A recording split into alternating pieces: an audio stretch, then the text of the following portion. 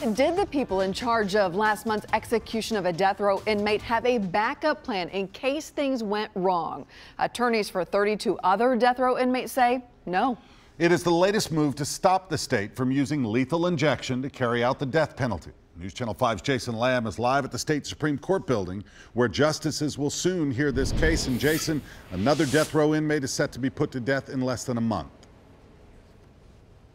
That's right, and those attorneys say that's proof that the state did not have enough safeguards in place as those attorneys work to prevent the next lethal injection set to take place on October 11th.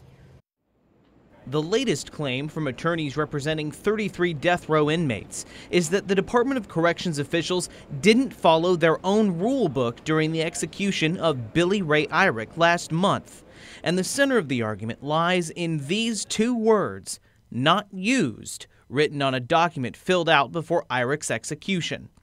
According to a Department of Corrections protocol manual, 2 sets of syringes containing the lethal chemicals are supposed to be made ready for executions. That includes a backup set in case there's a problem. But the TDOC document, filled out before Irick's execution, shows one syringe with "not used" written next to it, instead of the time the syringe should have been prepared, like all the other chemicals. Attorneys for the death row inmates argue had something gone wrong with that first chemical they used, prison officials wouldn't have had a backup ready to go to use instead. The attorneys say this is proof that the state does not have sufficient safeguards in place to carry out lethal injections, an argument they want the Supreme Court to consider when it hears the case next month.